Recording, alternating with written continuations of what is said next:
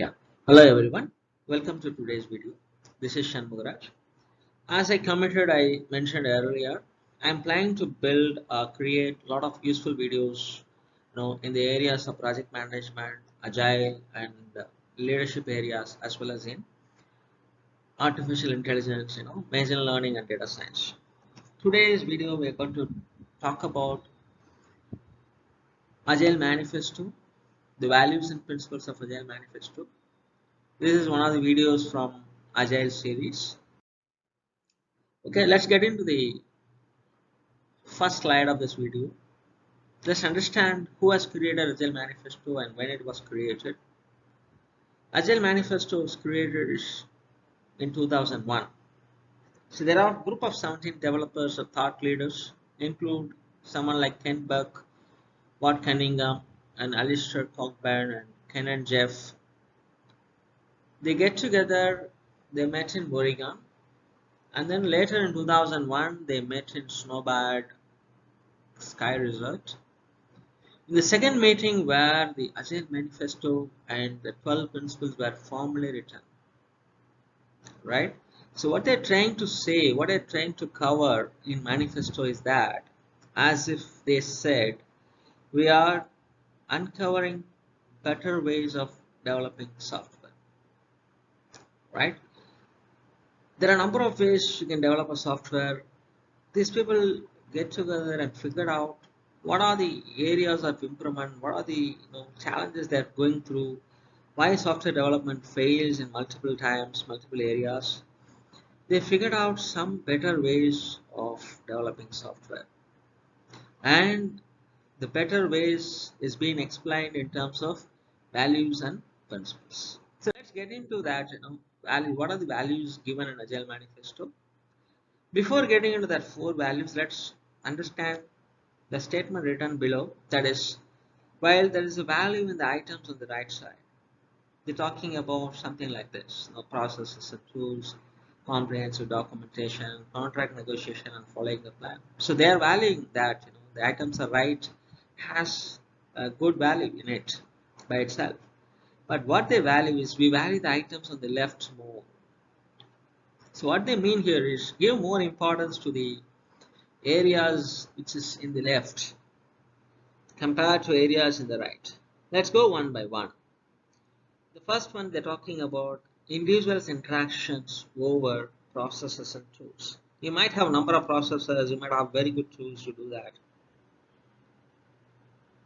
But the importance you need to give is individuals' interactions.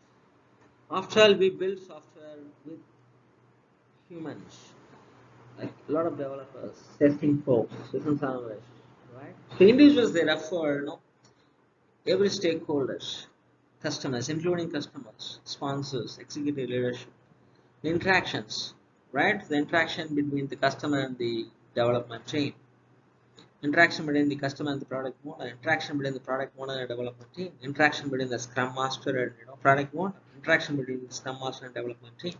So you have a lot of communication channels. You have to value that human people, and roles and interactions, rather than blindly, following a rigid processes and tools. When you focus on individuals and interactions, your way of working, developing software has become more fluid in nature, more flexible in nature, right? When you start giving more focus to processes and tools, it will become more rigid as well as complicated, right? So that's where the value reads like give more focus to individuals and interaction than processes and tools. The second one is also very important. Give more weightage to working software than building a comprehensive documentations. I know that I started my career in early 2000 as a business analyst. We build a lot of comprehensive documentation, BRD, SRLs. We build high-level design, low-level design, testing documents, highly comprehensively built user manuals, release notes, or something. Right. So what is the use of creating these many documents when software is having a fundamental issues in it? When you deliver to the customer, they are not able to even adding a contact, or they're not able to do a basic operation in it, right? So it is give more focus to working software and have a lightweighted documentation. That's the reason XP built user story as a way of writing a document. User story is a very lightweighted documentation, right? Using that, as if the user talks about it. As a user, I want this so that I get this business benefit, and then these are my acceptance criteria, right? So that's where, give lesser weightage to the documentation. Create a lightweighted documentation, but give more weightage to working software. Please ensure that the software you are developing is working and it is useful and valuable to the customer. The third value is give more importance to customer collaboration over contract negotiation, right? And the fourth one is responding to change over following a plan, right? Try to accept the changes at any point of time. Give more importance to the customer collaborations. So in earlier days, we know that we create a fixed bid contract where the scope is fixed, and then we develop the software. The contract may be for 2 years or something. So during, after first year or something, the changes coming from customer, then we go and negotiate the customer. We'll create a change control board, and we do, moment change comes from the customer, we analyze, do the impact analysis, create a documentation, get it approved by CCB, and create an amendment, create an additional budget. So look at the time spent on this contract negotiation and following a plan. So instead of that, you collaborate with the customer on a daily basis, respond to the changes so that they build their competitive advantage, right? So these are the four values that's been given as Agile Manifesto, right? So I want to reiterate that there is a value in right thing, right columns, but Agile values, the areas which are in left, right? So now let's look at how these values are elaborated into 12 principles, right? Let's get in first one. The first principle talks about that our highest priority is to satisfy the customer. How I want to satisfy customer? Through my earliest and continuous delivery of valuable software, right? They are not saying it's a software. They are saying it's a valuable software. The working software that you deliver to customers should have some value in it. That means valuable software, nothing but the software which is solicited by the customer, which is most wanted by the customer. So that is where the product owner roles come into the picture, right? The product owner is the person who owns the product, who takes the decision, talking to customer, right? So that person understands the customer pulse and market pulse, and he or she knows how to prioritize what brings more value to customer. What are the user stories give more value to customer? Build that early, continuously, right? That bring, customer satisfaction. The second one, welcoming changing requirements even late in the development, right? So a very important thing we have to note, why we have to accept the changes even late in the development, to have that customer competitive advantage, because customer knows what is happening in the market, customer knows the pulse of their customers, the end users and everything, right? They know what they bring the value to their business. So it is always good to accept the changes from customer wherever the development you are in, right? So it's very important that you be flexible. The team is being flexible. That's the reason the customer collaboration and accepting the changes is very important. The third principle talking about delivering working software frequently, from a couple of weeks to a couple of months, right? With a preference to the shorter time scale.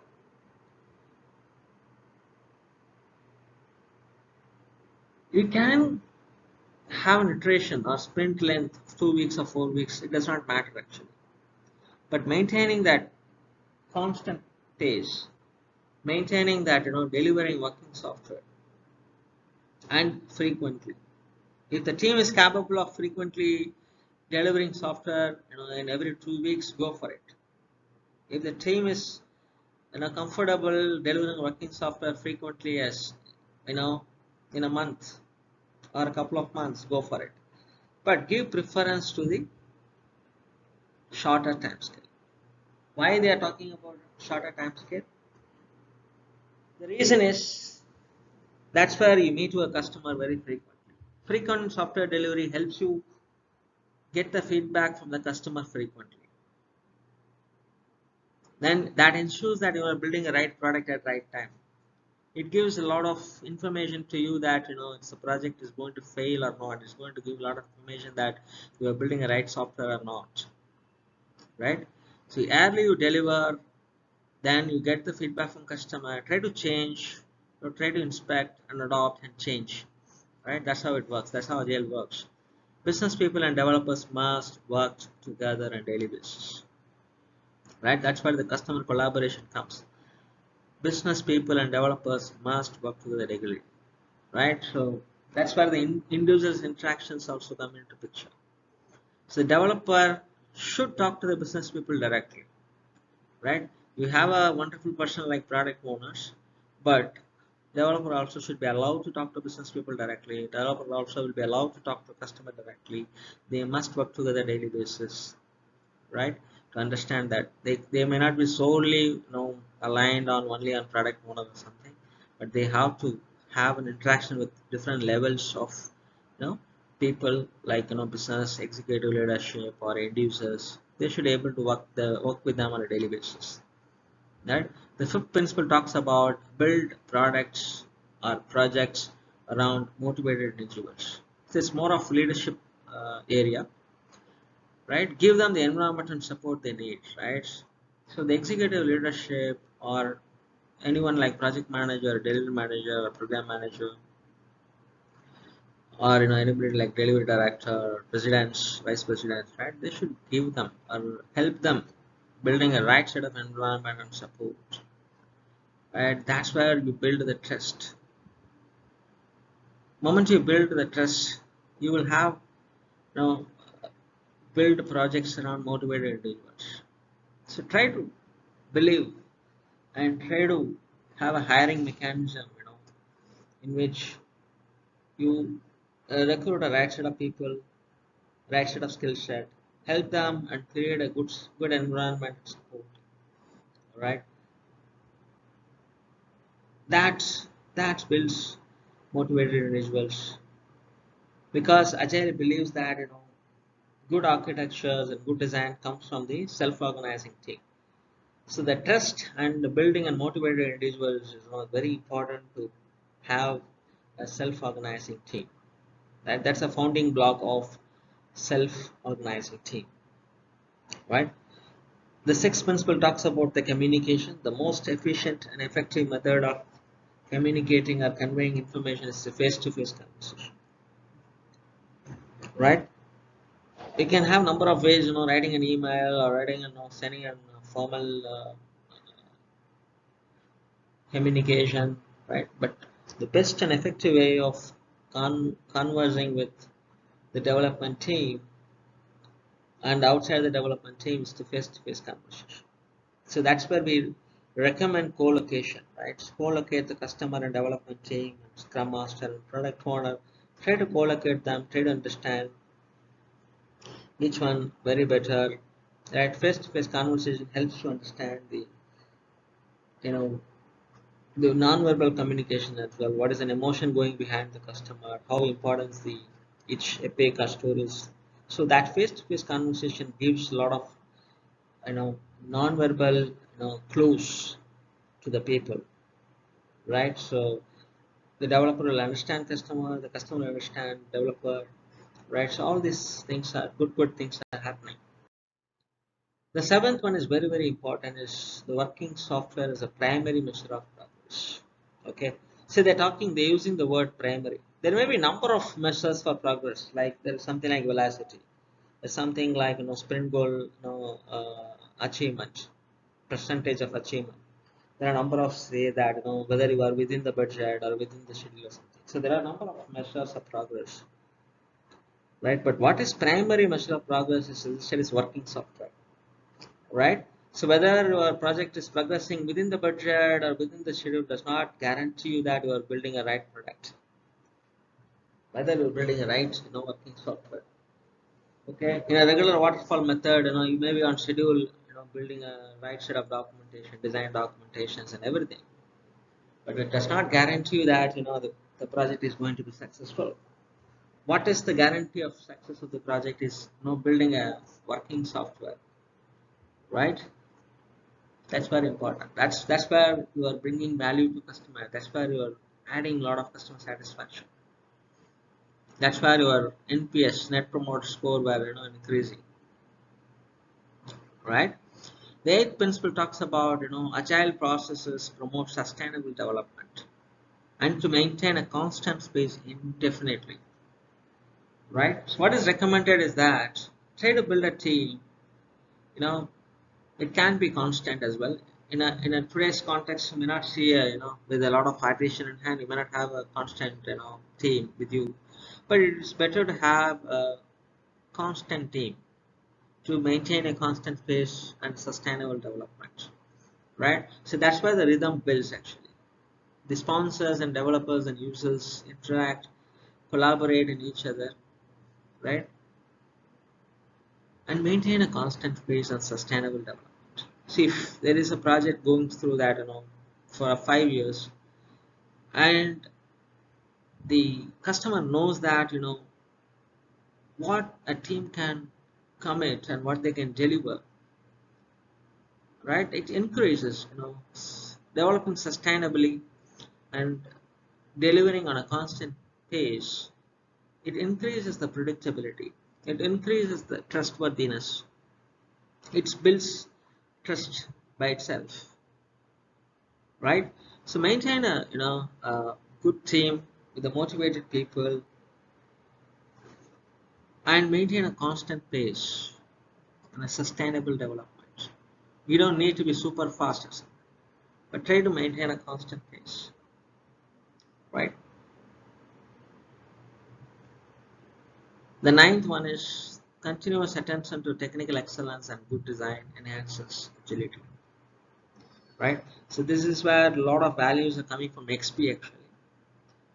XP is giving a lot of engineering discipline, and compared to any other methods, that's giving a lot of inputs to technical excellence and good design, right? So we discussed in earlier videos, we talked about agility, right? Agility is about adaptability to the change of the market or changing of the customers, right? How agile is your business? How agile is your team in building a working software? So you have to maintain that continuous attention to technical excellence and good design. Try to use the right technology, try to use right set of design like microservices, cloud, right? You can use the digital technologies and everything, right? Yeah, so before I explain on 10th, let me explain 11 and 12th, and finally we discuss on 10th. 10th is a little complicated one, okay? The 11th one talks about the best architecture requirements and design emerge from a self-organizing team, right? If you give a lot of autonomy to a team, if you build a motivated individuals, if you build a trust that create a self-organizing teams, you don't need anyone else to create best architecture requirements or design. You don't need someone to approve the design, or you need someone to create approve the architecture. You build a self-organizing teams and believe them and trust them that, and automatically the results like best architecture requirements and designs are emerging.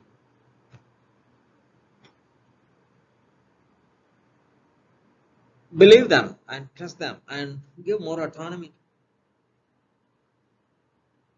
right? That's very important. The 12th principle is at regular intervals team reflects on how to become more effective. That's very important. Almost every agile method is talking about continuous improvement. Lane is talking about relentless improvement, right? And very important, and then tunes and adjusts his behavior, right?